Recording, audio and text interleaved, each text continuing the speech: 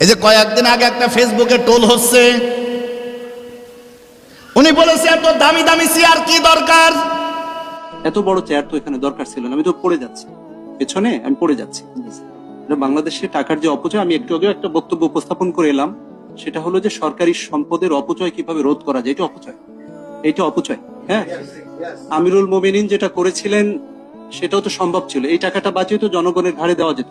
তো এটা তুমি একটু নোট নাও রিটেলজি। আমি এই দামি চেয়ারের খরচগুলো বাঁচায়, ওই টাকাগুলো গরিব মানুষের দিকে দাও। এগুলো সরকারি মাল, এগুলো অপচয় করলে আল্লাহর দরগায় হিসাব দিতে হবে। খলিফাতুল মুসলিমিন হযরত ওমর ফারুক রাদিয়াল্লাহু তাআলা তামাম পৃথিবীর অর্ধেক জাহান পালন করেছে তিনি এই ভাষা দিয়ে, তাকে এই কথা দিয়ে এসপি মহোদয়, এমনকি ওখানে অনেকগুলো এই কুষ্টিয়ার বড় বড় পর্যায়ে মানুষগুলো ছিল, তিনি বলেছে এত টাকা খরচ না করে এটা গরিব মানুষের বিলায় দাও। এই রমজান মাসে স্টেশনের কর্নারে জ্বালায় দেখ কত মানুষ এই সাহাবীর মতো খাবার পায় না, পানি খেয়ে রোজা রাখে। আমাদের এই কুষ্টিয়ার ডিসি মহোদয় ভালো ভালো কাজের আঞ্জাম দিচ্ছে। আল্লাহর বান্দারাই কুষ্টিয়ার কথা বলি, আল্লাহর গোলামেরা।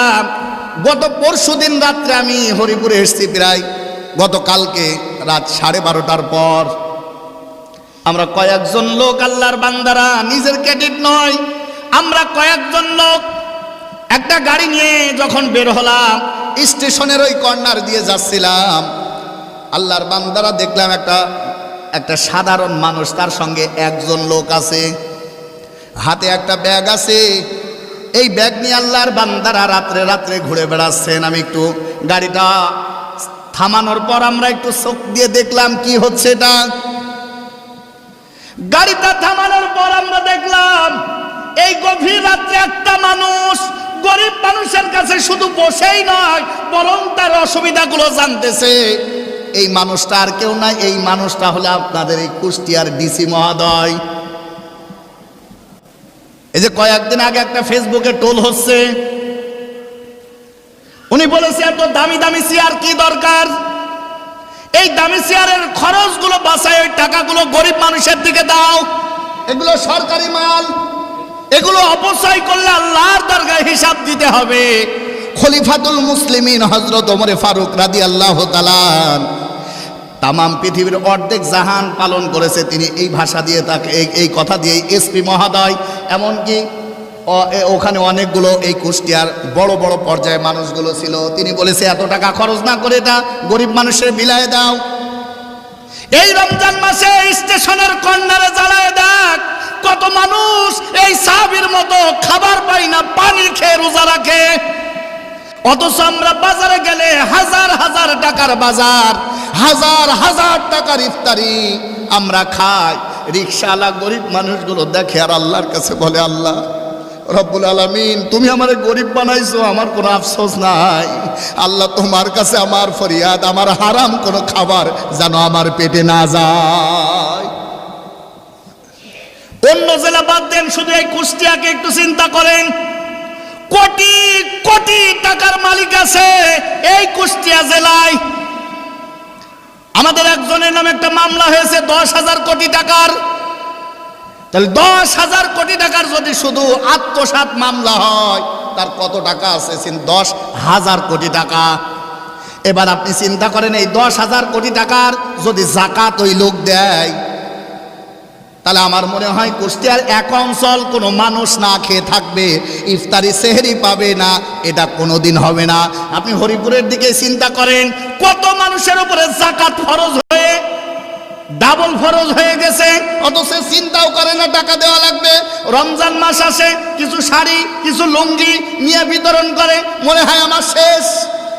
রমজান দেওয়ার কারণ আল্লাহর বান্দারা, ইয়া আইয়ুহাল্লাযীনা আমানু কুতিবা আলাইকুমুস সিয়াম কামা কুতিবা আলাল্লাযীনা মিন ক্বাবলিকুম লাআল্লাকুম তাত্তাকুন। এই যে তাত্তাকুনের ব্যাখ্যাটা হলো 6 নাম্বার পয়েন্ট।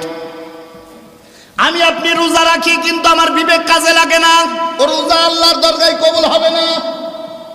আমার বিবি বাল বাচ্চা সবাইকে নিয়ে আমরা অনেক আনন্দে আছি, অথচ আমার প্রতিবেশী শুধু মুড়ি দিয়ে ইফতারি করে। আল্লাহর বান্দারা, অথচ আমরা বিবেক কাজে লাগাই না। আল্লাহর গোলামেরা বিবেকটা যদি কাজে লাগাতে পারতাম, আমাদের রোজা আল্লাহ কবুলই শুধু করতেন না, আল্লাহ আবু সামাওয়াতি ওয়াল আরদ, আসমান জমিনের সব রহমতের দরজাগুলো আমার আল্লাহ খুলে খুলে দিতেন। বলেন সুবহানাল্লাহ। আল্লাহ খুলে দিয়েছে, কিন্তু আমরা নিতে পারি না। এমনিতে একজন রোজাদারের কদর এত বেশি না, একজন রোজাদার রাস্তা দিয়ে হেঁটে গেলে পাক পক্ষী সব মাখলুকাত গুলো আল্লাহর কাছে বলে, কোন রোজাদার যে রোজা রাখার পরে তার বিবেককে কাজে লাগাতে পারে। আমরা রোজা রাখি কিন্তু যাকাত দিতে পারি না। আমরা রোজা রাখি, অসহায় মানুষের পাশে দাঁড়াতে পারি না। আমরা রোজা রাখি, অনেকেই চিন্তা করে রোজা আসতেছে, ঈদ আসতেছে, গরিব মানুষগুলো যে আছে, আমার এমপি চেয়ারম্যান মেম্বার কি দেবে। এমপি চেয়ারম্যান মেম্বার বাদ দেন, আমরা কি করবো এটা চিন্তা করেন।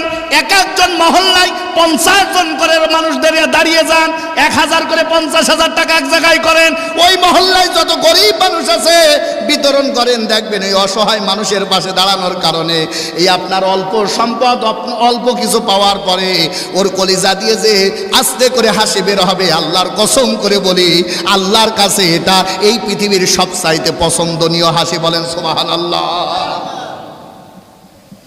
আল্লাহর বান্দারা, এই জন্য 6 নম্বরে 5 নম্বরে সেহরি আর ইফতারি হালাল খাবার, আর 6 নম্বরে আল্লাহর ভয় অন্তরকরণে জাগ্রত করা। এই রমজান মাসে কত মানুষ উমরাতে যায়, লক্ষ লক্ষ টাকা খরচ করে, অথচ আমার বাড়ির পাশের মানুষ সেহরি পায় না, ইফতার পায় না, খোঁজও রাখি না। আল্লাহর বান্দারা ভিডিওতে বিভিন্ন ফেসবুকের মাধ্যমে দেখা যায়, এমনও মানুষ আছে হাজার হাজার ধরনের খাবার রেডি, ইফতারের সামনে কত খাবার, অথচ এমনও মানুষ তো আমাদের এই এলাকাতে আছে যাদের ইফতারের সামনে শুধু মুড়ি আর পানি। আল্লাহর বান্দারা, সহযোগিতার হাত যে যেখানে আছেন, গোপনে হোক প্রকাশ্যে হোক, কাজে লাগান। জানি না কার কখন ডাক আসে, আল্লাহ ডাক দিয়ে বলে, ও বান্দা ভালো ভালো কাজের আঞ্জাম দাও। এই ছোট্ট ছোট্ট ভালো কাজ তোমার অন্তর দিয়ে আমার দিনের জন্য যখন হবে, আমি আল্লাহ রব্বুল আলামিন চাই তোর জীবনের গুনাহ মাফ করতে। যখন তোমরা বলবা ইন্নানা মান্না, আল্লাহ আমরা তোমার গোলাম, ফাগফির লানা, আমারে মাফ করে দাও। আল্লাহ বলে, আমি তো তোরে মাফ করে দেওয়ার জন্য চেয়ে আছি, একটু ভালো আমল কর আর আমার কাছে বল, আমি আল্লাহ চাই তোর জীবনের গুনাহগুলো মাফ করে দিতে। বলেন সুবহানাল্লাহ।